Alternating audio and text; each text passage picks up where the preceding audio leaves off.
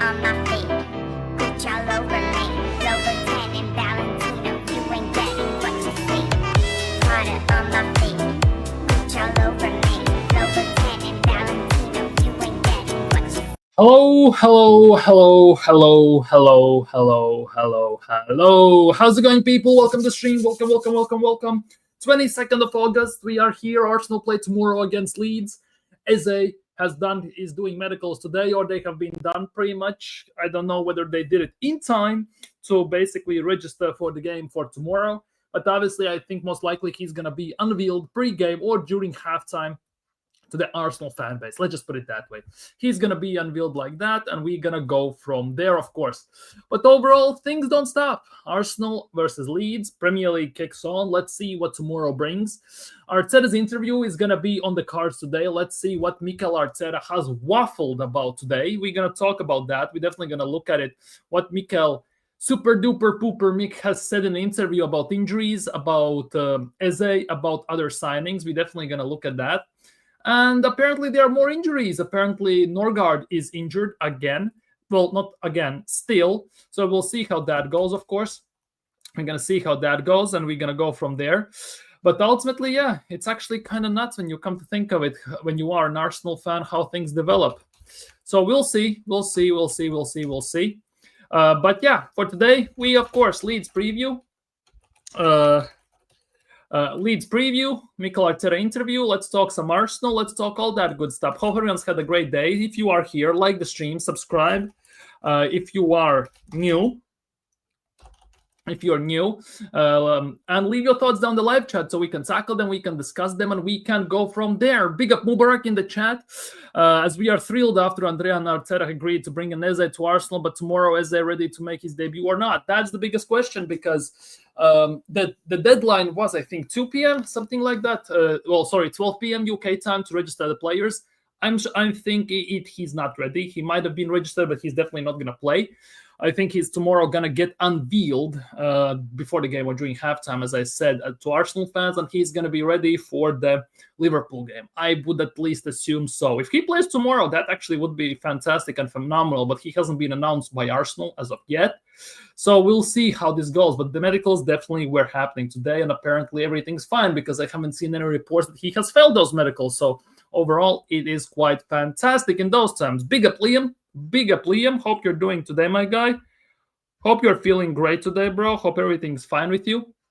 And yeah, but ultimately, yeah, Arsenal play tomorrow against Leeds. That is the biggest talking point at the moment, at least for me. And for us, at least we should be. But there are also some news regarding Arsenal, which we need to discuss, because some players are going out slowly but steadily. Some players are going out. And one of the first ones that have gone out on loan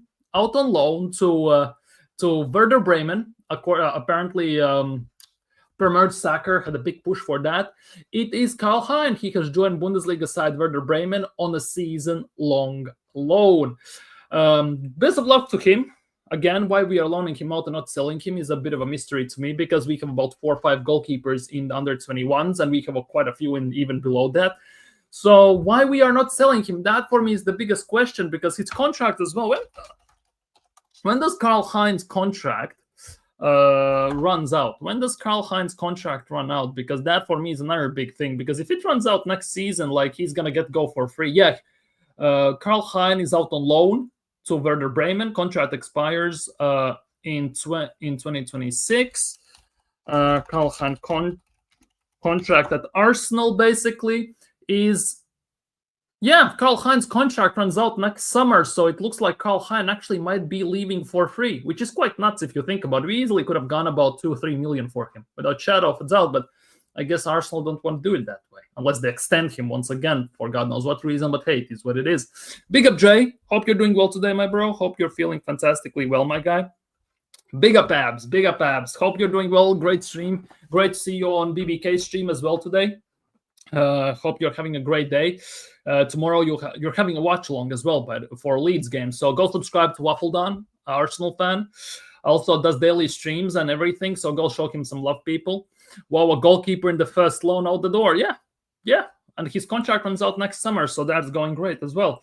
Big up AFC always. Big up AFC always. Hope you're doing well today, my bro. Hope the vacation is going well for you in Cyprus as well. Hope everything's fine and dandy in those terms with you. But yeah, Karl Hein has gone out on loan, and that's about it.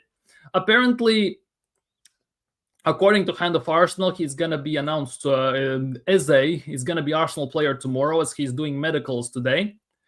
But yeah, there's nothing too much to talk about regarding Arsenal. Then the next big thing we can talk about is this. Obviously, the pipe dream of every Arsenal fan, I would assume so, of course, is Rodrigo. And yeah, Rodrigo has played only 93 minutes across 7 games, so out of available, not including added time, not including anything else, out of potential 630 minutes he could have played, he has played only 93 minutes under Xabi Alonso. Xabi Alonso is obviously playing different formation, different style and everything. And there is no place for Rodrigo, apparently, in the team, despite the fact that he has talked to him, he has made some reassurances to him, but at the end of the day, it means nothing. For me, the biggest question is, will Arsenal be a big club? Will they act like a big club for a change and show their cojones and drop a bag in front of Real Madrid? That, for me, is the big thing. Obviously, for me personally, I don't see Rodrigo joining Arsenal whatsoever. Not gonna lie, I don't see it happening. However, if Arsenal are a big team, as they at least envision themselves to be, we should be doing something about this, shouldn't we? We should be doing something about this, because signing Rodrigo would, I think, also break the record that Gyökeres just basically set for shirt sales, 100%. Really, his contract is expiring, then we should have give him an increase in salary like we did with Trossard. Yeah, that is the thing, because if you look at Karl Heinz's contract at Arsenal, Karl Heinz signed a contract extension in 2024, which runs through until 2026. His loan to Werder Bremen is till 2026. So with an option for a further 12 months. See, there is that option for 12 months for Arsenal to extend his deal for one more extra year if push comes to shove in terms of Karl Hein, which I kind of starting to believe that Arsenal will trigger it without hesitation. That's what I'm starting to believe so. Otherwise, I'm not too sure how these things are going to go, because Karl Hein we easily could have sold for a bit of a change. I'm not gonna lie, not big money, but for a bit of a change, 100%. But otherwise, I'm not too sure why we didn't even sell Karl Hein right now. That, for me, is the big question. Why we are not selling Karl Hein now, because he's never going to be number one at Arsenal, at least as long as Mikel Arteta is here, and I don't think he's good enough to be a number one. He's never going to be a number two now that Kepa is here and David Raya is here as well. And so what's the point in keeping Karl Hein? Like, what is the point in keeping Karl Hein? That, for me, now is the other question. At the moment, I think genuinely we could have gone like 2, 3, maybe even 5 million potentially for him. Otherwise, what is the point? What literally is the point? Big up Andrew. I actually can see Rodrigo joining. It's around 5%. That's much higher than I envision it. For me, it's 0.5%. But there is still a chance. Obviously, Leeds shouldn't be underestimated, but I still think we get a 3-1. We're going to get into Leeds' game in about half an hour or so. We're going to go through Mikel Arteta's waffle settings in a second. No pun intended and everything. But yeah, Leeds shouldn't be underestimated. We always have tough games against Leeds, from what I can remember in recent times at least, and even in 2000s, like when the Leeds were arguably somewhat peak times for them. They always were a struggle for Arsenal, so I don't expect an easy game. Last time we faced Leeds, it also wasn't a pre-watch, so I'm not so sure. Like, Leeds definitely should not be underestimated. Daniel Farke as well, in my opinion, doesn't even play the park the bus too much, so he basically is going to go at us. At Emirates, you could argue it's a bit of a death case scenario, I'm not going to lie, because as soon as you play open against Arsenal, you pretty much are cooked. I'm not going to lie, you pretty much are cooked.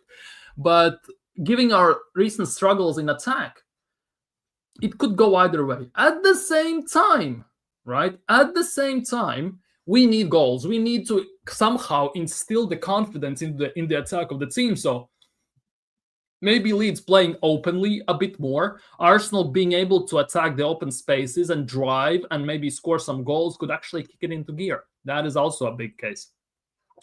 Big up Hendon Gunner, all watching, just driving home. We'll catch up on the show shortly. Big up Hendon. Drive safely. Drive safely. Paqueta puts West Ham 1-0 up with a 30-yard strike. Seriously, it's 1-0 already? Oh my God, Chelsea are losing 1-0. Chelsea are losing 1-0. Oh, bloody hell, this is not going well. This is not looking well. Oh my God, no way. No, don't tell me this. Don't tell me this. Palmer is injured. Oh, there goes my FPL. Thank God I didn't triple captain him or anything, but Cole Palmer is injured and he is not playing, which means my FPL already is somewhat cooked. I'm not gonna lie. My FPL already is cooked. Obviously, since he's injured, I would assume that he is gonna get replaced, right? With the players I have. On the bench currently, only midfielder I have is Dendocker. And apparently he is injured as well for Aston Villa. So I am utterly and totally screwed in this game already. Like, this is not a good look. This is literally not a good look. Because since Arsenal are just a random talking point for today, it's gonna be we can just look at the FPL as well while we're at it. See, Cole Palmer is 0 points. He's my vice captain, ironically enough, but he is injured and he is not playing, which for me is big issues. And as you can see, Dendocker here, he has a red exclamation mark. If I'm not mistaken, Dendocker is injured as well. So I'm kind of cooked, aren't I? I am kind of cooked in FPL wise. Dendocker, where is Dendocker? Dendocker. Where is Dendocker? I'm just trying to find him. Where is Dendocker? Squad, transfer rumors, information. I'm just checking their squad. Is there like injuries or something like that for them? Kamara, Onana, Tielemans, Garcia Rogers, Buendia Jr. Like, he's not even there. Or is he just registered as a defender? I don't know. But I am kind of cooked. I'm literally cooked. Palmer is out and Dendocker is not going to get into the midfield, which means, yeah, I am royally screwed. FPL-wise. I am royally screwed. It is what it is. Please, no waffle sets. I tried avoiding it for a whole day, but still got a taste of it through Turkish, dude. We gonna go through Mikel Arteta waffle settings. We gonna do this. We literally gonna do this. Yeah, West Ham scored 1-0. Big up Most Wanted. Hope you're doing well. Eze already has a mural. That's also nice to see. Why? I have no idea, but it is what it is. I literally lost 32 points on the bench game week 1. Talk about being screwed. True. Like, some players, like, it was nuts. I saw someone on TikTok, right, having on the bench Semenyo and then Ekitike, both of them being on the bench. I don't know why, but they had them both on the bench, and he lost about 60 points or something weird like that. That was kind of nuts as well. Is a medical completed? Apparently, he's going to be on wheel tomorrow. He did medicals today. There have been no news about him failing the medicals, which is actually quite nice. So I would expect tomorrow during halftime or before the game him being unveiled as an Arsenal player. Anyways, Mikel Arteta waffle settings, people. Brace yourselves, deep breaths, and let's do this. Mikel Arteta has been speaking to the press ahead of our first home match of the season against Leeds United. The boss answered questions on Kai Havertz, Saturday's opponents, and much more at, well, Highland. Find out everything went down. Okay. On Kai Havertz's injury, here we go. Kai Havertz's injury. He's certainly not fit for this match. Unfortunately, he picked up an injury. Well, we don't really know yet the extent of it, which is a very big worry. Because if he got injured, right, they would wait a few days till the swelling goes. They can get the best MRI image readings and all this stuff, which means it's not looking great. If we need a bit more time and some more tests, and after that, we will have more clarity about the next steps. And if it's flare-up of a knee injury, I prefer not to talk about it, about the specifics, which means it is. Let's be real. When Mikel Arteta denies a question, it usually is the thing that he gets asked a question about. But he's not fit, as I said. We need to explore that issue a little bit further and decide what we are going to do. On what kind of scenario it could be. I don't know. Well, you should know. You're the manager. You apparently should be keeping up with things, you know? The worst scenario is that he cannot play tomorrow. I would love to have him fresh and available. Of course you would. Bringing what he brings the team.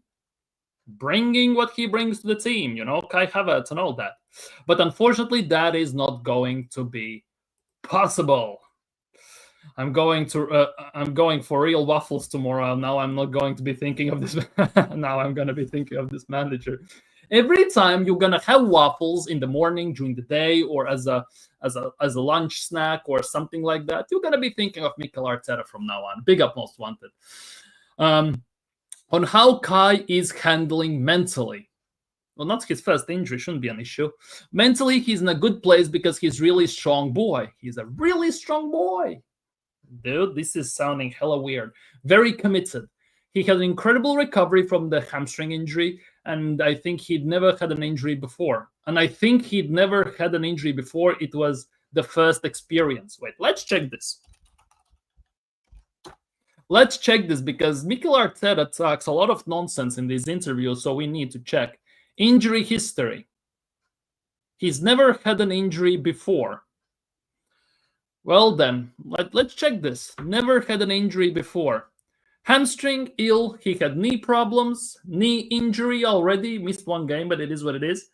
Influenza, COVID, cold, knock, COVID, muscular problems, torn muscle fiber, ill, knee bruise, knee problems. He has got a few knee problems. I know he hasn't missed much, but he's been injured quite a bit before. Obviously, it hasn't been to the same extent as he was injured before, but it's not the best of looks. Reinders, Livramento, and Raya. Although the 22 points from Ekitike captain saved the picture, 100%. For me, the same. For me, the FPL substitution where they took out Alex Moreno and put in basically Roldan, he got 7 points, really saved me. I went from 43 to 50 points, and I was happy about that. For me, 50 points was a failure. I'm not going to lie. I know I'm new to this, but for me, 50 points was a failure, as weird as it sounds.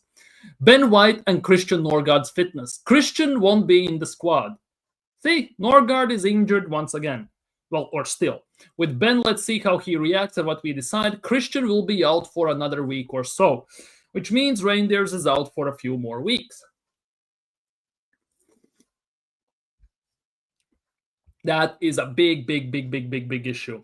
Big issue.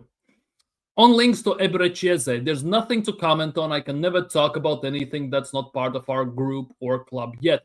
On links, how is it a link when Fabrizio Romano has said it's a here we go and he is doing medicals today? It's not even a link. It's a confirmed thing. It's not even a link, you know.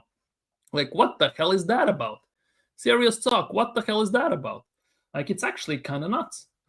Man bulking up to his body and leaving legs looking like SpongeBob. What you expect? To be honest, I think that one sprint he did against Bilbao Athletic, right? When he just sprinted about, I don't know, about 70, 80 yards, like an outpaced defenders, and then finished, done his knees. Literally. That's what it looks like.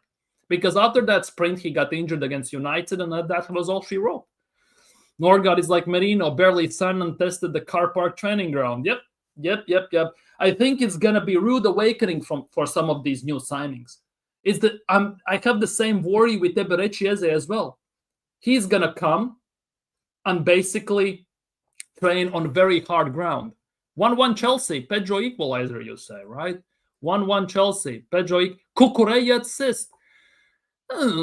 I'm getting cooked in FPL. Might as well quit right now. I was 7th in the league, but it is what it is. Bayern Munich, on the other hand, are winning 3-0. 3-0. Diaz, Olise twice, and West Ham are not about to score. Never mind. But yeah, Bayern Munich are winning 3-0 against RB Leipzig as well at the moment. Just scored Olise twice, and Luis Diaz scored once. Anyways, on how important it is to get the sense a player wants to be at Arsenal. That's number one. That they want to be with us. That they feel something special coming to us. Then the person, what personality we are going to bring, and then the rest comes. I think we've done that very, very well in the last few years to create a group of players and the spirit in the team. Dude, we're talking about like some Narnia type shit right there, seriously. spirit. Like the spirit will guide us. Trust the power of cards, and in Yu-Gi-Oh, as they say, and all this stuff. Like it's actually kind of nuts if you ask me. Well, if it's better if they grew up supporting Arsenal, the better the feeling, the stronger the feeling. I think the better always because it brings a different edge, a different will and emotion what you do. I think that's always brings something extra. Well, we cut him from our academy ourselves, so that's a bit different story in it. We cut him ourselves from the academy, Eberechieze. So how does that even work? Where was the feeling then? And if it was always the plan for Victor Gyökeres to play just an hour on his debut, it depended on how the game developed. Every game brings different challenges, opportunities. I think the game was very demanding physically, became really open for different reasons. Yeah, and as soon as it came open, we took Gyökeres off, which was quite fantastic brain cell from Arteta, to be honest. 2-1 VAR for West Ham. We decided that at the moment they needed to come off, and we had Kai on the bench to come and change the game. And by the way, speaking on this, there were reports suggesting that Kai Havertz himself said to Mikel Arteta that when he came on, at some point during that spell of the 30 minutes, whatever he played, he said that he's feeling something in his leg, that something is wrong. And he still didn't get taken off, ironically enough. When Yeri didn't come on, nobody. Trossard didn't play. So that's on Mikel as well. On if Victor is ready to go again. Yes, he is. He's very, very enthusiastic. Well, fuck me. He trained really well this week again. He's got another week under his belt. He looks in a really good place. Everyone looks really good in their place, but when it comes to the pitch, they cannot do shit. Like, what's that about? On Leeds United, very impressed. I've been watching them, what they did in preseason, what they did on Monday, what they did last year in the manner that they did it. Big compliments to the way they play, to the coach. I'm sure they're going to put up a really difficult match against us tomorrow. Well, nice PR type politician stuff going on there. Yeah, Mikel Arteta is shoveling. West Ham in front again. Yeah, no, it got VAR cancelled it. VAR cancelled it. I'm convinced something is wrong either with the training or where the player trains. Train our players all new get injured. Yeah. And there are some rumors that our Arsenal's training ground has been basically built on a car park. I know it's just a random funny business going on there, but it apparently has been built on a car park, which means it's very hard and very tough. There were times when England national team, at the time when even Rio Ferdinand was at the England squad, at those times, they were training at the Hale End and at that training ground. And Rio even said that this training ground is very tough and very rough on your legs. Hence why they instantly changed the place where they train. Might be something to do with that. Obviously, you should also question the manager and the training regimes they have been put on. Because Kai Havertz has gotten injured pretty much twice right now, with only in training. It's not even during the game. It's been in the training. And many players for Arsenal don't get injured during games. They get injured specifically in training, which is another big worry. What are they doing to these players in training? That for me now is the biggest question, which is a very confusing fact. Big up Marlon. It's Jereza or Ole. No, yeah, trust me, Eze is going to be left wing. Odegaard is going to start. Like, unless we, for me, the biggest conundrum for everyone. If we sign a left winger, right? Let's just say we sign Lookman, Barcola, Rodrigo, Leo, whoever. Right? He's a starting left winger, which means somebody from the front line has to go because Eze is also not going to sit on the bench, which means either someone gets played in the 8, which means Rice or Zubimendi needs to be dropped, or they're going to have to rotate so heavily, Mikel Arteta is going to get pissed off to the core just solely because he doesn't like to rotate the starting 11 that much because he has same 11 almost every single game, which is actually kind of nuts if you ask me. To be honest. So that is the nuts part. Like, if we sign actually a left winger, what's going to happen then? Arteta is over-coaching and over-training, overdoing it. These players don't get a break. Maybe Gabriel Heinze is doing some funny business there as well. Who knows? Although it was happening before Heinze, so go figure. Literally go figure. Big up, Sean. Hope you're doing well today, my bro. Happy with Eze hijack, but it shouldn't have taken an injury of 29 for us to move for him. Exactly. And that, for me, is one of the biggest points. That, for me, is one of the biggest points overall. It shouldn't take Arteta's grandchild, Kai Havertz, to get injured for us to go get Eze. We should be getting Eze, and then if Havertz gets injured, get also a left wing. And even if Havertz doesn't get injured, give us a left wing. We should have proper squad, proper rotation, proper depth. And we just don't. Or maybe we sign players who aren't made of glass. Or maybe we should make them as they appear they're made of glass. Because remember, Thomas Partey at Arsenal, right? When he was for 10 years, pretty much, at Atletico Madrid, under Diego Simeone, the madman, he was never injured. He came to Arsenal, and he got injured every season, pretty much. He had 1 or 2 pretty much injury-free seasons, just the time he spent in hospital. Like, that is also should be studied big time. My opinion is that there are some overbearing warm-up stretching routines that strain players' joints, not a specialist. Maybe. Big up, Rich. Hope you're doing well today, my bro. Go subscribe to Rich as well. Arsenal fan, speaks facts, says it as it is. Hope you're doing well, and listen to him as well. Smash the likes and subscribe, people. Only Arteta could mess up seeing the best of Eze playing him the left wing position. Yeah. Because Eze is not a left winger. You can make him as a left 10. I can see that. For example, if he starts in an 8 and he gets pushed up into left 10, where basically Rice plays, but that means he has to drop either Zubimendi or Rice. And he's not going to do that as well. So more issues than anything, more questions than answers again.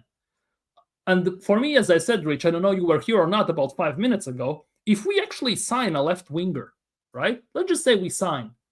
He has to drop someone because left wing needs to be saved no matter how you look at it. Let's just say we sign Rodrigo, hypothetical. We play Rodrigo left.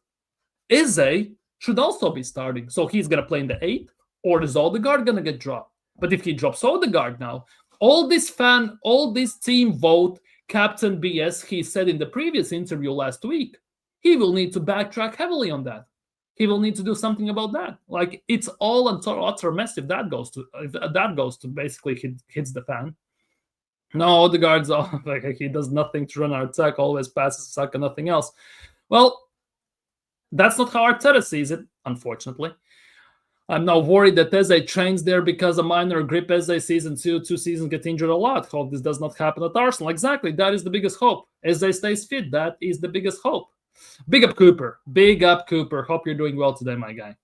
Heard that we are talking with Morgan Rogers over Rodrigo and Lookman. He's apparently worth 90 million. Yeah, Rogers apparently is worth around 80 million pounds. If Arsenal want him, we need to table that amount of money. Will we do that? Unless we get some favorable payment terms, especially with Villa, I don't think so. Bigger chance we can get Lookman from Atalanta. I would argue bigger chance we can get even Rodrigo from Real Madrid. There could be also that argument to be made. Like, if we look at it that point, Arteta will never ever get the balance right. We will never ever win the league with this manager stubborn like brick. Yeah, unfortunately, that is how I see it as well. We are not going to win stuff with Arteta. We are not, unfortunately. Because, let's be real, people want to stay however they want. That, for example, me, you, Rich, some other people in the chat, other streamers are toxic, negative, they hate Arsenal and everything. We don't. We just want to see us winning. We want what's the best for club. If we think that we cannot win a trophy under Mikel Arteta, that's our opinion. If he does, well, that's a win for me because because we have won a trophy. That's a win for the club because club has won a trophy. And also, I will be sitting here, hold my hands up high and say, I was wrong. Arteta actually can do it. It's not going to be like I'm still going to find something difficult, something wrong about it. Because if I criticize, I criticize. If I praise, I praise. Because if people have been here long enough, they have been here, seeing here, and hearing me praise Arteta after proper tactics and proper player management when it has happened. They have seen me criticize Arteta for that. They have seen me criticize players and praise the players I tend to criticize, like Martinelli, like Odegaard, even Saka. They have seen it all. Like, it's not like it's only criticize, be negative and everything. You have, basically, if you perform good, you get the praise. But once you put that shirt on, once the game starts, you are subject to criticism, no matter how you look at it. Yeah, people, smash the likes and subscribe if you haven't already. We are nearly at 900 subscribers, people. We are 21 subscribers away from 900, people. Smash the subscribe button. I will say the many players coming into the league seem to get injured. Frimpong hamstring. Yeah, Frimpong already is injured. Ekitike did an interview saying the league was a lot more intense, faster, and more physical. And that is the biggest thing. That's why, for example, many people, even in this chat, got on my case when I was speaking about Zubimendi. I said that Zubimendi won't hit the ground running. He won't be as good as people maybe have seen him in La Liga, for Sociedad, or for national teams.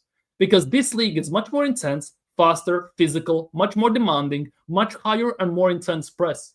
If in La Liga he has the time to take maybe a few touches, turn around, scout the field, pass the ball, here he's going to get none of that.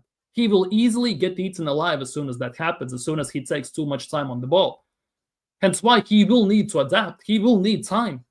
It took Rodri as well a year and a half to adjust to the league. So that was my point. People thought I was generally cussing him because I think Zubimendi is shit. No, I don't. It's just the fact that it's the league. Arteta, yeah, Arteta. Rodgers a baller, but if we are paying that much, go try Rodrigo or pay less for Semenyo, Lookman, or Nusa style player. Exactly. Nusa's injury history is a bit of a shaky one, I'm not gonna lie. At the same time, if we are willing to pay 80, 90 million for Rodgers, might as well pay 80, 90 million for Rodrigo if that is possible. 50, 60 for Semenyo, although it seems overpriced, but it is what it is. Nusa as well. Try Leao if you want to, even though I don't think he's the best answer for Arsenal, because he's just like Trossard, very hot and cold. If he's on it, he's unstoppable. But if he stinks more than anyone else on the pitch, right? Same goes for Barkol. His end product needs work, but still, he would be decent at Arsenal. We also may have a medical department overall. We may. I think we effed up Tomiyasu's surgery and eventually paid off to him to leave, similar as like with Sansi Cazorla. I know it's conspiracy theory. I don't care. It could be something to it, but it's one or the other. Either the medical staff is, well, shit, let's just put it that way, or Mikel Arteta doesn't listen to the medical department. It's one or the other, because both of them cannot be true whatsoever. Because there is no excuse to play Ben White when he needs surgery for 2-3 months. No excuse to play Declan Rice with a broken toe. No excuse to play Odegaard when he plays for us full 90 against Chelsea, then goes for Norway international games, and Norway international medical team says, well, you're a moron. What the hell are you even doing here? You need to go back and recover. You need to fix your injuries. You need to get better. Then Odegaard comes back and says, well, I have to listen to my body. No, you don't. If you listen to your body, you wouldn't be playing against Chelsea. You wouldn't go to Norway. Like, there has to be something there. There has to be something doesn't add up in that department. Arteta is stubborn, and that is one of the biggest issues at this club at the moment. Look, my feeling is just get left wing whoever they are, so as long as they get better than Trossard and Martinelli in the attack. Fact. 100% fact. To be honest as well, to the same extent. Yesterday, we talked about it with TK, big up TK, he was on the channel. Rumors that Saudis would be willing to pay 80 million for Martinelli. If this is true, sell him right now. Go get Rodrigo, go get somebody else. Just do it. Like, there's no excuse of keeping Martinelli. Chelsea, 2-1 up, Pedro Neto scores again. And of course, I have Delap in the team. For fuck's sake, my FPL is so chalked, it's actually nuts. Tell me, guys, which manager of football history will get a chance to win the double Prem back-to-back and lose their mid-table team? Yeah. I don't hate him. No, you hated him. I remember, Marlon. I remember. We're talking about Zubimendi. I still think we need a proper left back. Same. I still believe we need 2 more signings, a left back and a left wing. I still believe so. But people think I'm crazy. Calafiori will get injured. Fact. He is center back, not a left back. Fact. He had an injury due to his previous ACL surgery. Exactly.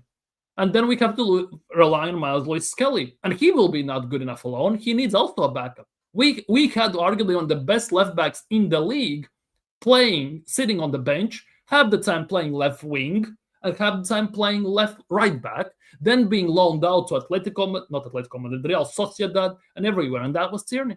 Oh, but he's injury prone. Stop the nonsense. He wasn't injury prone. He got injured, but he was less injury prone than Jesus, Tomiyasu, Partey, Zinchenko, than all of them, man.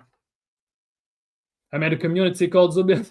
Dude, big up Eros. Benteke music in the building. Big up Eros. Zubendi is not the savior some people seem him to be. Exactly, that is my point. I even struggle to say he's better than Partey. I don't think he's better than Partey. Attacking-wise, maybe. With the ball distribution, he could be. Defensively, physicality-wise, getting out of high-press situations, disrupting the play, he's not better than Partey, in my opinion. And there is a big argument to be made that we're going to learn that the hard way this season. Yeah, people, listen to Eros. Hit the likes and subscribe. We are 21, as of this when I started the stream, 21 subscribers away from 900. Hit the like, hit the subscribe button, people. 15 likes, push it up to 20, people. Big up, everyone. Big up, big up. Hope you're doing well as well. Big up, my boss. What do you rate the window at the moment? 5. We can push it to 6 somehow, but at the moment it's 5. I would give it a 7. Fair play. Fair play. For me, it would be a 7 if we would sell some players. I cannot judge windows solely on incomings. We are still short. We need a left winger, at least. And we haven't sold anyone. So I kind of cannot judge. What gives it a 10 for you? 10 out of 10? Manager getting sacked. Big up, Yassa. Big up the taxman from Chelsea.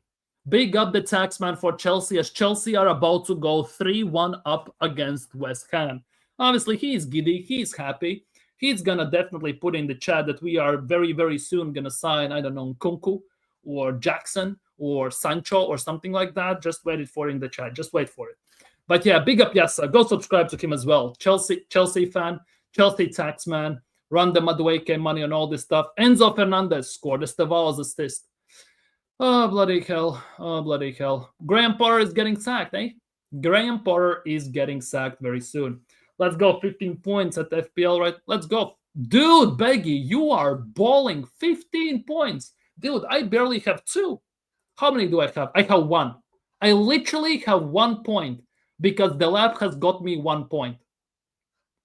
Palmer is injured, so he's not playing. So I am literally effed.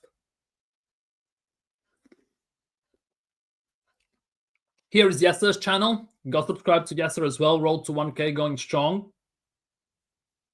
Oh, Yasser streams quite a lot. He streams a lot. He streams a lot. Maybe YouTube has disabled some, what's its face? Notifications. My boss don't know about that thing about me, but Isak, Rodrigo, Eze, Nomad Wake, selling Zini, Nelson, Vieira, and Lokonga, renewing Saliban, Saka, that's a 10. Yeah.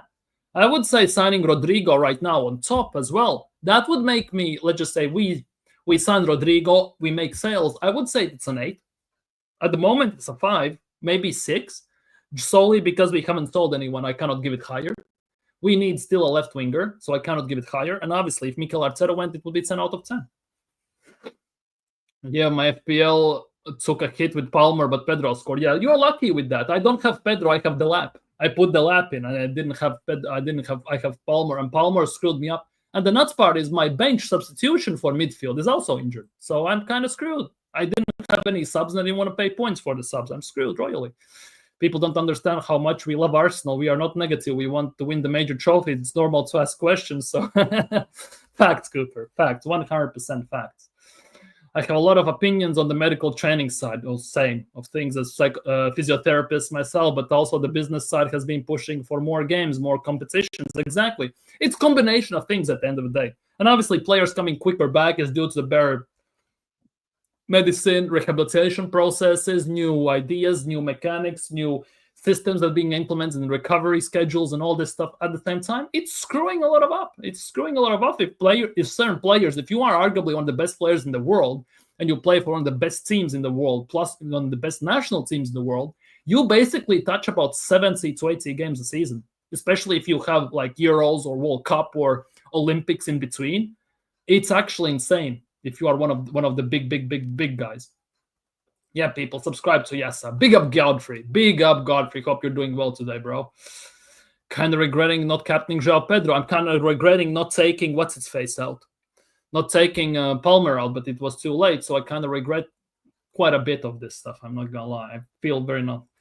Yeah, West Ham looks pretty awful. Not going to lie. Potter is going to go. Graham Potter is going to go. Back then, we didn't have as many unnecessary international tournaments or these TV deal preseason games so soon. Exactly. I think these players aren't getting enough rest recovery from the turnaround there. Yeah. Because if, let's just say it this way, if next year is World Cup, right?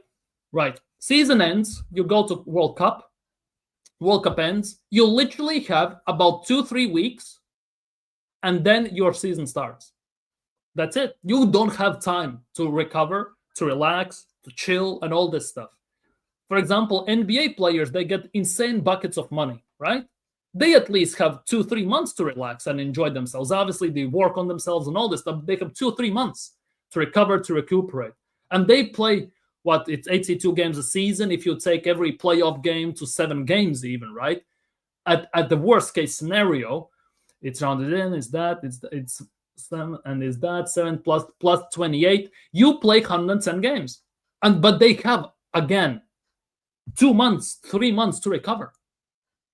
These guys play 70 games, some of them, if not more, per season, the best guys. And they have literally 2 weeks to recover before the next season. That is absolutely pathetic. West Ham are in real trouble, 100%. I took a gamble on Pedro, moved me 8 points. Gave me 8 points. You didn't captain him. Should have captained him probably, because the West Ham's wings are just insanely weak. Wing backs defensively. I'm good.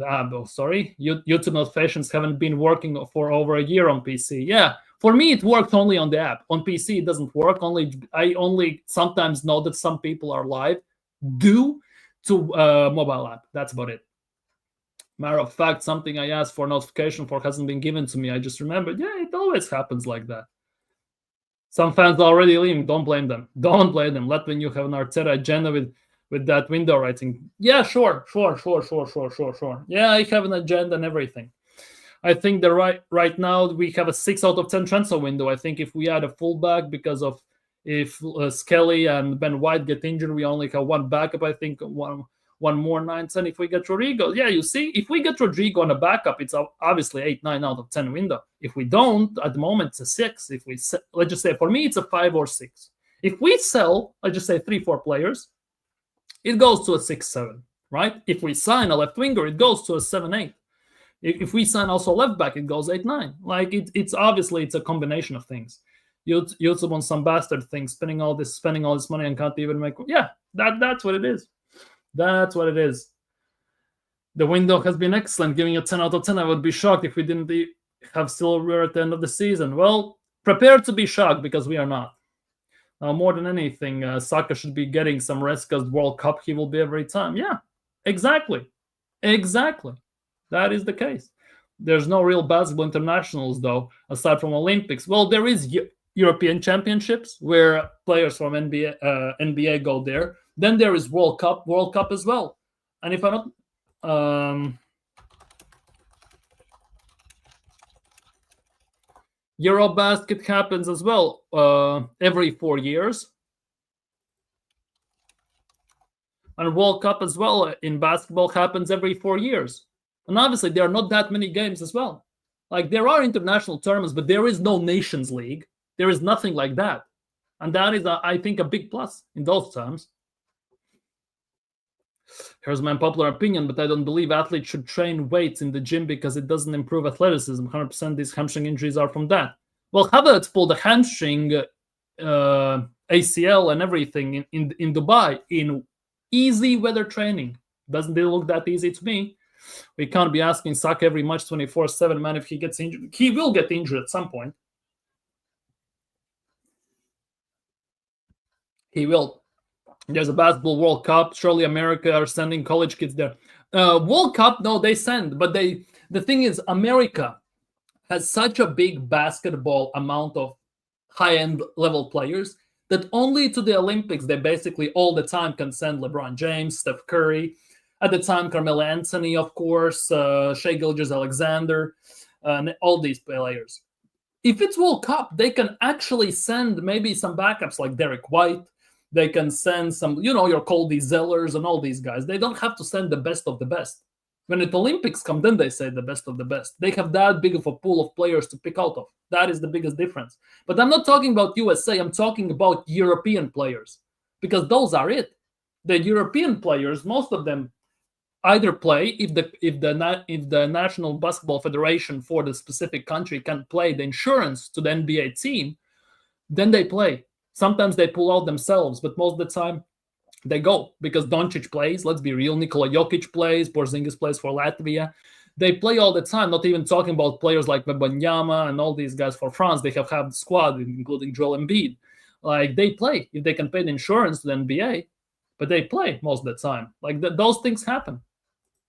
If we draw tomorrow, there will be a meltdown. I'm not attacking. Imagine an Everton as 0-0. Dude, this channel might get banned if there's a draw tomorrow. I thought on captaining him, but I chose Gyökeres, and maybe it was a mistake. Well, there is hope that maybe Gyökeres can bag tomorrow. Big up, yes, probably dancing in his room as well at the moment as Chelsea are 3-1 up. Yeah, bro. Yeah, I'm American. It's funny that one sport the whole world cares about, we suck. I get it. Yeah, in those terms, yeah, because it's weird. Like, it's not an insult to you specifically, but this philosophy for the Americans that as soon as they win, let's just say NBA, they're the best team in the world. They win some, let's just say NHL, they're best team in the world. They win in MLS, they're best team in the world, and all this stuff. It's actually embarrassing. Let's be real. How can you be the best team in the world when you don't even play against the other teams in the world? Yes, if we talk about NBA and stuff like that, there's a big possibility that you're going to run over 9 out of 10 times with most of the teams. But let's be real. You have lost to Lithuania multiple times in the Olympics. You have lost to Spain multiple times. And many teams are a very tough cookie to crack. Let's be real. So it's kind of weird in those terms that Americans think as soon as they win something, they're the best thing since sliced bread and best team in the world when they don't even play other teams in the world. Big up, Darren. Big up, Darren. Hope you're doing well. This window is 6 out of 10. So Mendy, Gyökeres, and Eze make it 5, and the rest add 1. Sell some deadwood, and it goes 0.5, about almost at 6. And it goes high for center, left wing, left back. Facts. Did you see what Arteta said when asked about Eze? I can't comment on the player. He's not part of our group yet. Yeah, he said the same thing about Gyökeres. You ain't slick, Arteta. We know your game. Exactly. 100%. 100%. Anyways, let's move forward with Arteta waffle settings because we have talked about enough about other stuff as well. On being creative from set pieces. The creativity comes from different angles in every phase of play. We tried to do that. At Old Trafford, we had many situations from open play as well as that. We could have exploited the situations much better to be much more efficient how we finish actions, especially because then they went to the other way very quickly in the sense, especially being the first one, which is really difficult. We all pay a lot of attention to that. That's a big resource that we have, and it brings confidence as well as the team can score goals from any situation. Well, Rory the left throw-ins. On creating big atmosphere at Emirates Stadium, it's always very special. I think everybody is very excited for the first game. It builds a different energy around the stadium. I'm sure they missed it. They missed the team. We have certainly missed our supporters and that connection tomorrow. I'm sure from the first whistle, I think everybody is going to be at the end. We are going to have a good game. On Leeds United, an incredible club, incredible history as well. Well, that's actually true. I've been here long enough to understand the history of that club. I've been here long enough. You've been here far too long. You've been here at Arsenal for far too goddamn long. It was bad enough that you were a player at Arsenal. You are now the manager of the Arsenal. As I said, very special, one big city, just one club. So passionate, and you know what happens when you go there and play. It's great to have them back. Wish them all the best apart from tomorrow. On Madueke's potential impact. Oh, this ought to be good. This literally gotta be good. Any creative player who can unlock situations from closed situations. Sorry, what? Any creative player who can unlock situations from closed situations. Creating that uncertainty, more attention as well in and around. The ball is going to create space in other spaces. You're going to create a space in other spaces. Anyone got a Rosetta Stone so I can decipher this somehow or something like that? Seriously, anyone got a Rosetta Stone, a translator, because I don't speak waffle? Like, what the hell is this? Unlock situations from closed situations, create space in other spaces. What the hell is that? Having more creativity, more weapons. Damn. Having the ability to bring different profiles onto the pitch at different stages in the game, something that for sure we are going to have this season, and that's great. on managing Timber and Jesus. On Urian, we have to manage his load. Pause. Okay, that sounds hella zesty. He's been out for a long time again, and he comes from a long-term injury. We had a long week. We have to see. We already are managing loads of the players. It's literally 1 week into the season, and we are already managing loads for certain players. We have to manage the load on that. So we have to decide to take a little bit of training down, especially that day in open session. Gabi is doing super well. I think he looks in a really good space. Place. Obviously, it's a massive injury, and we need to come from that in a really strong way. But certainly, he's in the right place and making very strong strides. He's always in the place for the right place, and he's in a very good place about the place, which he's making a good place, and he's going to making strides in the right place. On making our counterattacks more effective, a few things. Understanding the behavior of the opposition, understanding what kind of runs and where we have to start. Well, how about not putting 11 men behind the ball when defending? How about start with that? The timing of that connection as well, which is something that in every situation is going to be different. Understanding certain principles, where we want to arrive, and how we want to do it. Then it's about execution and being fast as well in those moments to make that decision, because when your heart rate is 180,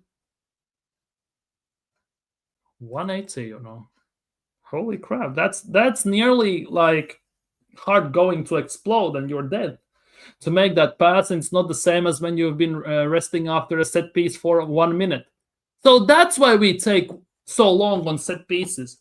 We are resting. That's why we take so long on set pieces.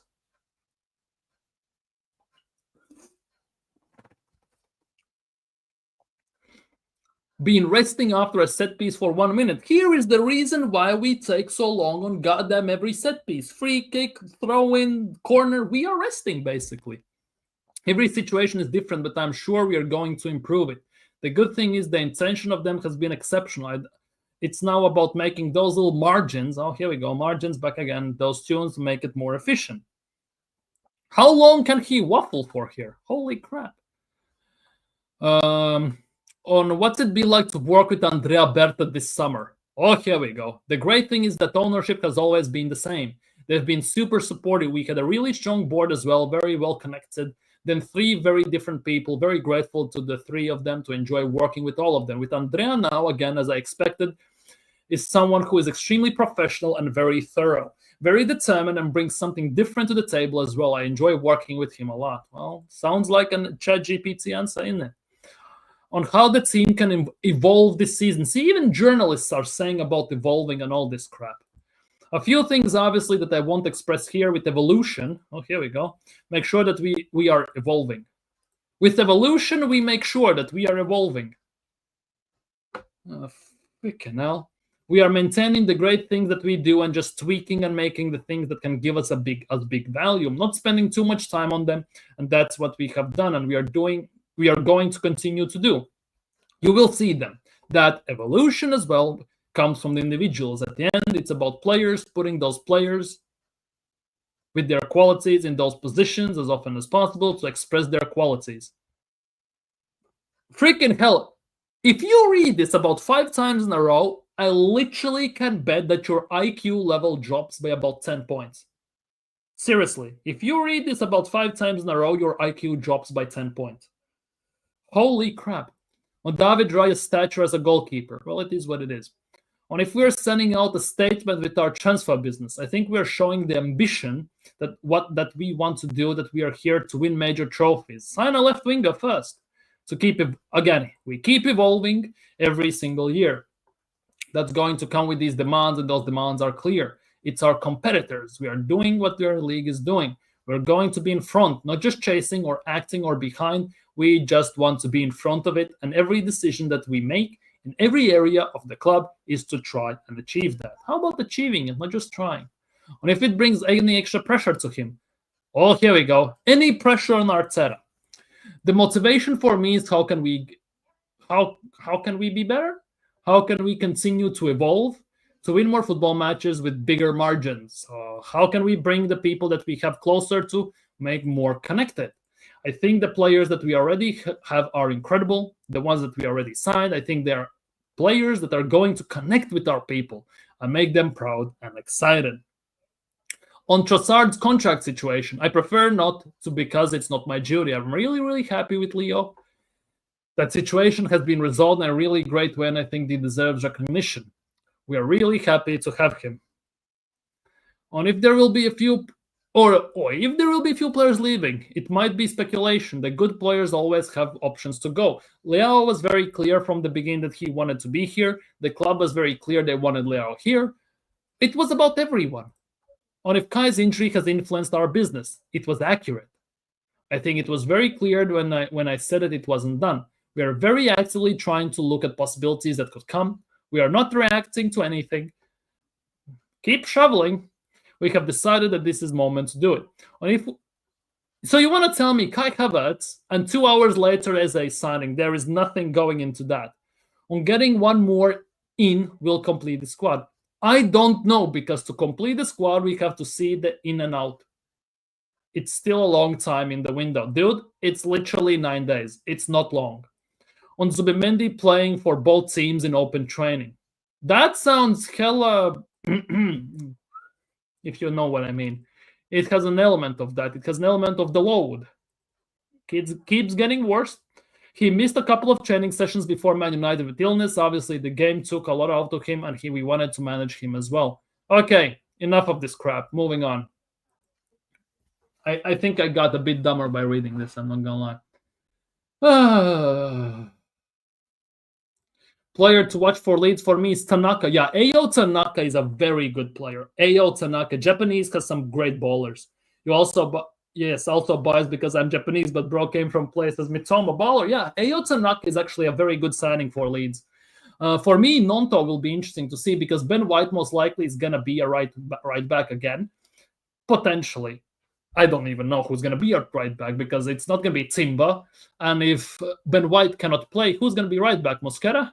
It will be interesting to see who plays against Nonto. US is good in Olympics, but when it comes to outline sport like hockey, football, they're not that great. Yeah. Problem soccer. That's what it feels like, soccer. For football in America, you got to pay thousands of dollars to be an academy to even get noticed when there are huge talent of kids here that can't even afford it to go. Yeah, I completely agree with that. There was a time back in the day when there were so many ballers on the streets as kids when we were playing around. They just couldn't get into academies, even when they were for free to some extent, because there was such big overpopulation of such good players. These days, when I look outside my window or go outside for a walk with my kids or something, I see nobody playing football outside. No one's doing that. Whenever I see someone going outside, like kids and everything, everyone's in their phones. Nobody cares about sports anymore. If we lose to Leeds, I would just give up, and if we lose, I want Pirot to score. Pirot is actually a very good player. See, Leeds have actually some proper bowlers, like Pirot, Nonto, Ayo Tanaka, as mentioned before. Pascal Struijk is a very good defender as well, like insane. Yankees making me so annoyed. Arsenal actually doing okay. Then I have Yankees being horrible, and I have Wolfsang, I have Jazz throw the ball into the stands. It's like Arsenal last year. It could get worse this season. Don't worry. This week is going to be heated weekend in the Prem. Isak Derby and then the Forest versus Palace. I foresee some red cards, all 100%. Him making a universe, space in the space, basically. 12-dimensional, yeah. In galaxy far, far away and all this stuff. Star Wars settings. 33 formations at 46 crosses, unlocking every single space. And that doesn't even work. Opinion on Blueco signing off Enciso. Oh, that is a weird one. Multi-club model is a loophole for PSR FFP, in my opinion, because which club puts his signing on their balance sheet should be allowed?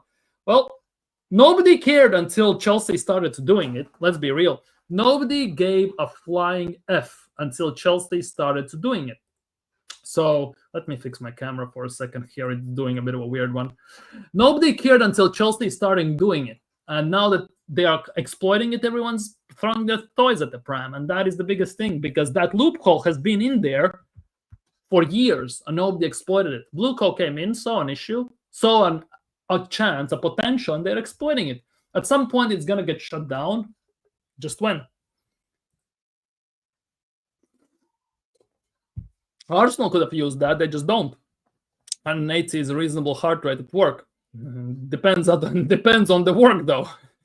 The thing is, Arteta doesn't usually understand the behavior of the opposition. It's mostly plan A, but when it comes to plan B, we got tumbleweed. Yeah, deer in headlights look and everything. Bambi on ice.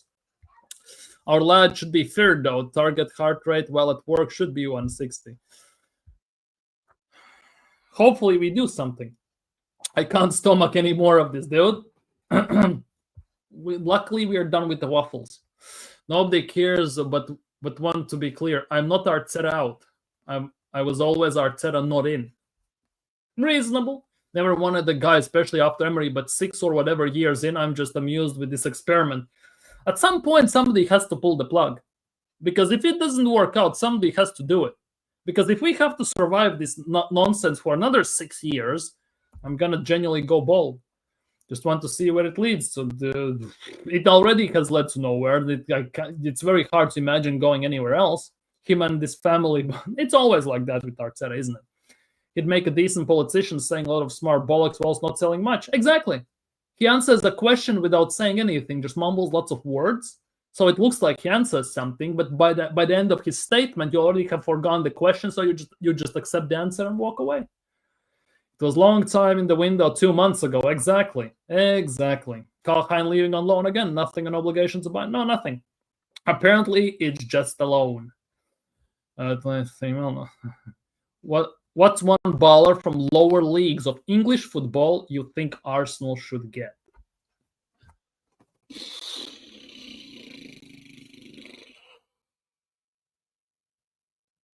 I don't even know. I haven't thought about it that much. Haven't also watched Championship too much so far, so I cannot even express myself. I cannot even put a proper statement. So at the moment, I will take a rain check on that. Maybe in about a few weeks, I can give you an answer on this, but at the moment, I definitely don't know. Let's just say if we were at Leeds, I would take Ayo Tanaka. I would have taken Struijk. I would have taken also Pirou or Villinonto at the time.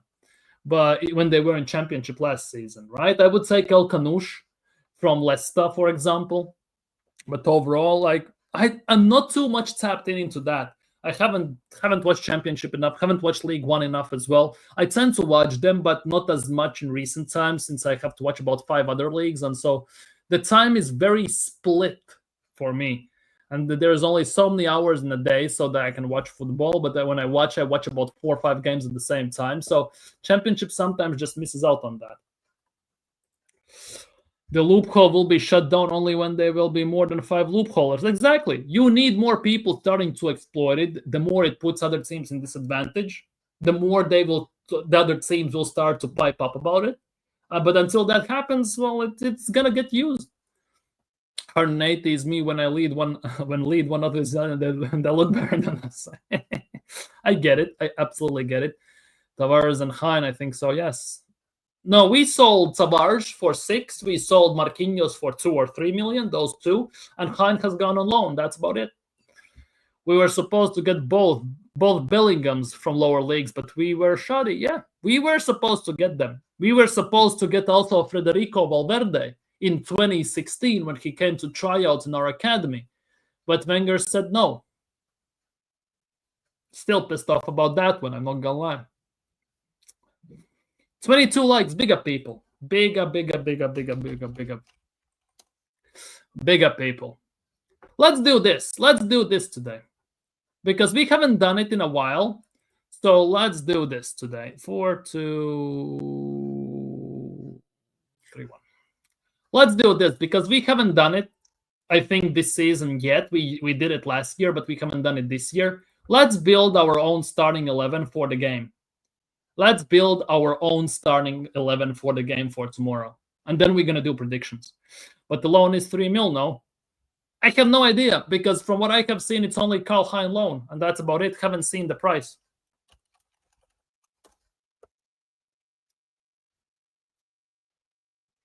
He's on a season long loan. And that's about it. Nothing about the price, nothing about that. Just a season loan. Haven't seen the price. Yeah, people, if you haven't already, smash the likes and subscribe, people. Let's do this. Let's do this. We are almost at 900 subscribers, so smash the subscribe button already, people. Heinz gonna be the next Martinez, trapped in a loan system, never trusted by a manager. Well, we'll have to wait and see for that one. Anyways, David Raya goes in goal, right? Let's put Saliba and Gabriel in there, obviously. So, let's do this. So, who is going to play right back and who is going to play left back for Arsenal tomorrow? Because Timber is not playing and Ben White is under question mark. Who is going to be Arsenal's right back tomorrow? Who is going to be Arsenal's right back tomorrow? Is it going to be Ben White despite everything? Or are we going to play Mosquera there for some weird reason? Because we don't have that many options at the back. Let's think about it on wing backs. We don't have that many options. I really want Arsenal to have feeder club. I don't know why. Yeah, I don't know why we don't have like a city model or something like that. I really don't. It makes more money. Yeah, plus we can sign some young players, loan them out, make them develop. They come back. We either put them in the team or we sell them for proper money. For example, Chelsea signed Gabri Veiga, right? Gabri Veiga last summer for 12 million. This summer alone, 1 year later, pretty much didn't kick a ball for Chelsea. They sold him for 25 million to Villarreal. Double the profit. That's it. I'd actually rotate for this game, include Dauman and or Madueke, start Trossard and go with Mosquera if Timber and White are not fit. Too much rotation also could be an issue. We cannot afford to rotate too much because next week we play against Liverpool after this, right? So we need the starting 11 to gel as much as possible because let's be real, against United we look crap, to say the least. We look genuinely crap. Mosquera, Timber, and Zinchenko, there's plenty that can play there. As a right back. Right back. You want Zinchenko as a right back. You want Miles Lewis-Skelly as a right back. No chance. Timber is not fit. He's injured still. So he's not going to play there. So there's the only option is either Ben White, who is half injured. And the only...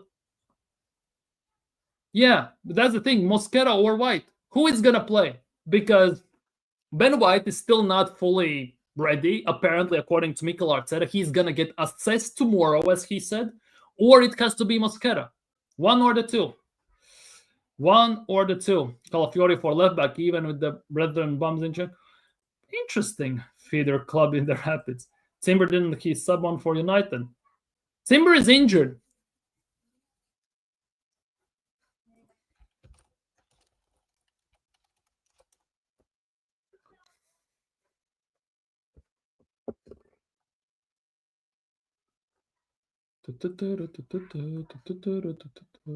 Timber got subbed on, but he's not ready. He's not ready. No. He got subbed on, but apparently he has an injury and he's not ready. It's funny, we spend so much on fullback that we have no one to play there. Yeah, that is the nuts part, hence why we are doing this as well to some extent. Zubimendi getting the party treatment at right back. Oh, bloody hell, please don't. Norgard, oh no, he's injured. He cannot play right back. Okay, let's assume that Ben White is good. Let's put him there. No, don't lie. I would put Calafiori as a left back.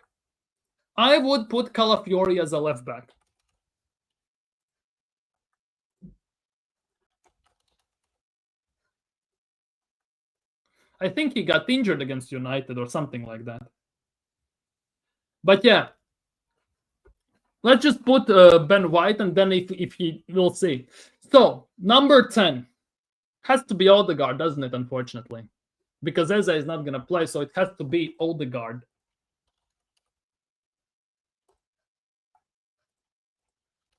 Saka, obviously. Gyökeres. Well, he's the Sporting still here, but you will get what I mean. Gyökeres. And the left wing. See, I would love to see Vanieri play, but he's not. He held bench against United. Don't see him starting. They don't even have any fullbacks. We can argue Timber, but now all of them pivots at the center. Yeah. That is the nuts part. That is the nuts part. Which is annoying. I'm not gonna lie. It is very, very annoying. Left wing Will it be Martinelli again?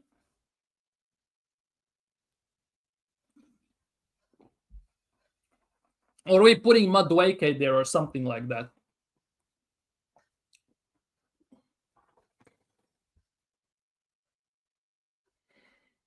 Tierney was the last man standing, and Arteta got rid of him because he cannot invert. He rather played him as a left winger than a left back. Says it all, doesn't it? Yep, it will be Martinelli. Oh, for fuck's sake. Oi.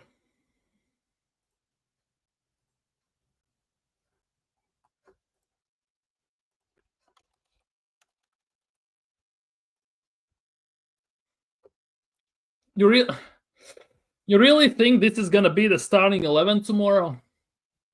Will this be the starting 11 tomorrow? It's the same 11 we had against United, basically. How about we ever try Martinelli at left back if we're in super need? You see, for me, the thing with Martinelli is if we played 5 at the back or 3 at the back, Martinelli as a left wing back or left mid, or as a right wing back, right mid, I can see it. As an out-and-out left back, I don't. I literally don't. But he basically plays left back for us anyways. Odegaard got cloned, pretty much. He basically plays left back already, he runs back. Yeah, that is also the case. If you talked about young players, I think Anal since he's senior from Belgium and plays left mid, left wing, would be something in the future. Maybe. Don't know anything about him. I wouldn't mind if Arsenal maybe trying sign Siolis as well for number 10 spot, but that's a bit different story. You're not far from it. He's better at left back than left wing. To be honest, not wrong. If we played 4-4-2, right, Martinelli would be excellent left mid. I'm not gonna lie, he would be excellent left mid. Nichols at right back. I wouldn't start Rice this game. I can see it. Or Odegaard as well. I definitely can see it. But we know Mikel Arteta, first things first. And second of all, we need it. The issue about this is, at least for me, we need to start the starting 11 tomorrow as well. Mostly because next week we play against Liverpool. And we against United looked shambolic. Hence why we actually need our best 11 out there so we can gel more, because our players looked out of fitness. They look like they don't know where they are. Plus, they need to basically get used to Gyökeres up top. That for me is the biggest thing. I would love for Wanjeri to start in the 10 instead of Odegaard. I would love that. The issue is I don't see it happening. I literally don't see it happening. That for me is the nuts part. For me, that is one of the biggest arguments. We basically need the starting 11 to start in those terms. I'm gonna get a brave prediction and put Madueke for Saka and Wanjeri for Odegaard. I know it's stupid and not true, but whatever. Personally, if it was up to me, right, I would risk it for the biscuit to some extent. I would put Rice in the 6, Odegaard in the 8, Wanjeri in the 10, and see what happens. Like, that would be me. I would love to see what happens when Odegaard plays a deeper role. Because when Eze comes in, I think Eze would be playing in that midfield. Definitely. If he plays in the midfield, Eze could be the 8 or the 10. Or Odegaard could be 8 or the 10. And since we push our number 8 up in the 10 spot anyways, many times,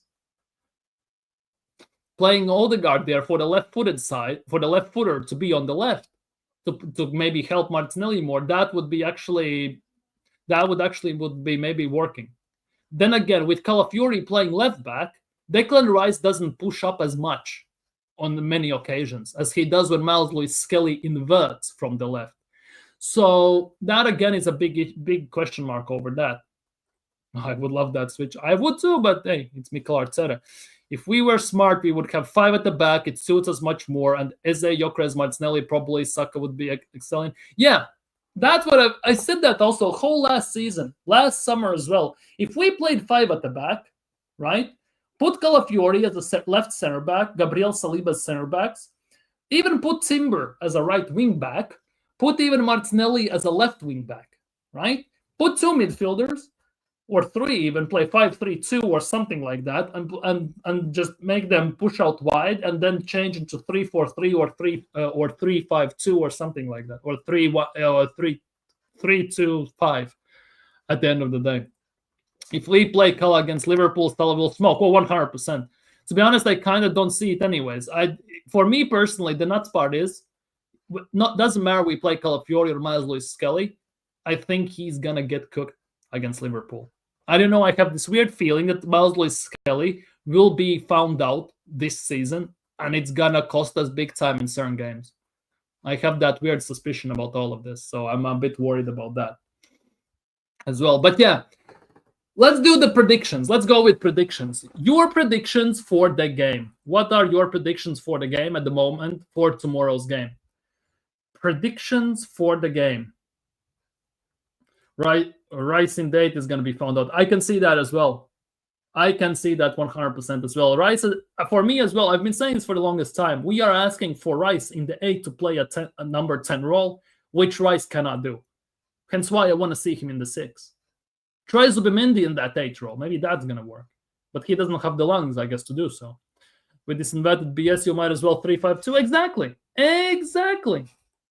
Saka got found out. That is, again, another big thing. He will, but it's not because he's bad. He's not a left back, nor is Odegaard, nor is Calafiori. Exactly. It's not because he's bad, but he's not a left back. He is an 8 or a 6, depending how you look at it. We need a proper left back. And in games like this, we would love to have Tierney, but hey, where's Tierney? Anyways, predictions for the game. Big up James or Shaq. I assume it's James. Big up people. Predictions for the game. What are your score predictions for Arsenal versus Leeds for tomorrow's game? Because I expect a rough game. To some extent, I expect the Leeds maybe to come on us, and everything. They're going to try to maybe score a quick one and everything. But overall, I believe Arsenal will have too much for them. It's going to be physical. It might be a bit annoying. The game will be rough. But I will tell you my prediction after I hear yours, because I don't want to influence anyone. Gyökeres the brace. So you're saying 2-0 Arsenal? Oh, 3-1 if we play good. Okay. Here is James, Football Akram's channel, James and Shaq. Go show them some love. They just surpassed 100 subscribers. Let's push them up to 200. I'm looking forward to the game tomorrow. I am as well. As weird as it sounds, I am as well. I'm going for 4-0. 4-0? Damn. Optimistic prediction 3-1, but a toxic, hateful, pessimistic Arteta hater goes 1-1. 3-1 if we play good. Gyökeres hat-trick, damn. See, James is smoking that Kool-Aid. He is smoking the Arteta pack today. He's saying 4-1 and Gyökeres hat-trick. 4-0 and Gyökeres hat-trick. 4-1. 3-1 Arsenal, Gyökeres goal, then Leeds goal, 1-1, and second, then Gabriel header. I can see that. I just need him to score for the FPL. Same. I am going 4-1 Arsenal. 2 goals from Gyökeres. 1 goal from Madueke. Willy Gnonto is going to score 1 goal for them. And it's going to be 3-1. And in the end, we're going to make it 4-1 when Ethan Nwaneri scores the 4th goal. So 2 for Gyökeres, 1 for Madueke, and 1 for Ethan Nwaneri. I'm going 4-1. That Arteta pack, it's gonna hit. It hits different. Trust me, Ross. It hits different. Smoking that Gyökeres pack. I can see you. I see you. I love how Latvian dodged that early. I saw it. I purposely dodged that. Trust me. The Arteta pack. Yeah, Madueke, I think he's going to play tomorrow, and I think he's going to score, which will be insane, because if he scores 1 goal, he already has bigger legacy at Arsenal than Raheem Sterling has, ironically enough. But hey. But yeah. I think 2 Gyökeres, 1 Saka, and 1 Pirot for them. 3-1, I see. So I say 4-0, and you say 4-1. I'm smoking the Arteta pack. Yes, because I at least admit that we concede. You know, you don't.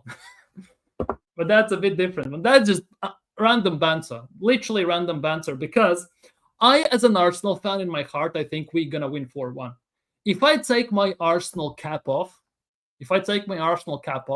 I think it's going to be scrapey, cagey match. And it's going to be 2-1 Arsenal win somehow. Because we always make it harder for ourselves than it has to be. I'm keeping Gabi and Gyökeres on score sheet. Yeah, I have Gyökeres in FPL. I need him to start bagging goals. 4-1 Chelsea. Please sell his Delap. Please sell Delap. Just scored a goal. It's 4-1 Chelsea. All good banter. Exactly.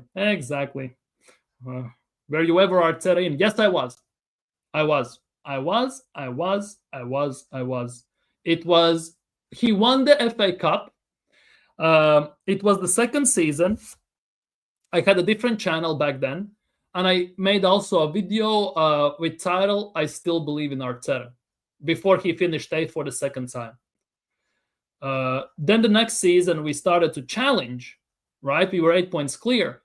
But there was this one game before Saliba got injured, which really put me in very... He screwed up a game before Saliba got injured, where we should have won, and we lost it, or we drew the game. And I saw that, and then I sat back, I looked at the overall picture, and I noticed that he has done it before, and those were the games where we usually drop points. And since that point, I slowly started to turning Arteta out, until basically we balled the 8-point lead, and Arteta has to go. So I've been Arteta out for, what, two and a half years almost. If not more, actually. We're set piece of Sig. Yeah, there will be Gabi in the... Maybe. I got Caicedo in my FPL. Caicedo scored off. Everyone scores besides the lap.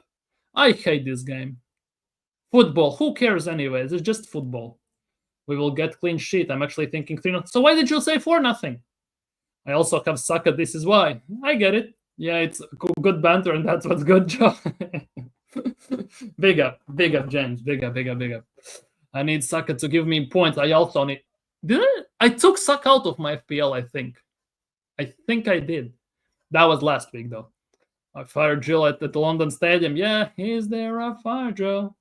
Damn, Bayern on fire. Yeah, Bayern are 6-0 up against Leipzig. 6-0. You're not a true hater. I only gave props to Arteta in 23-24 after impressive run. We still balled it, but at least I held my hands. Now back to the square one, basically, yeah. You are not a true hater. I'm not a hater. People want to call me a hater. Let them be. 23 likes, big up, people. But I think on that note, we're going to end today's stream. I'm going to go relax, prepare, and start basically biting my nails because tomorrow Arsenal play. I'm expecting a boring game, but hopefully we can score some goals. Let's see. I think even if we win 3-1, 2-1 tomorrow, but the performance is good, I won't be upset. But if we win, let's just say 2-1, and the performance is still total nutsel crap, I will be pissed off. Yes, 3 points are 3 points, but the performance matters quite a bit already because we have Liverpool, then we have Forest, then we have City, and then we have, of course, Newcastle away. So yeah, but for today, I am signing out. So take care. Like and subscribe, people, if you haven't already. Go check out my TikTok and YouTube short if you haven't already with TK. Have a nice evening. Have a nice day tomorrow. See you tomorrow after the game, of course. And hopefully Arsenal can actually, make us happy for a change. So take care. Peace.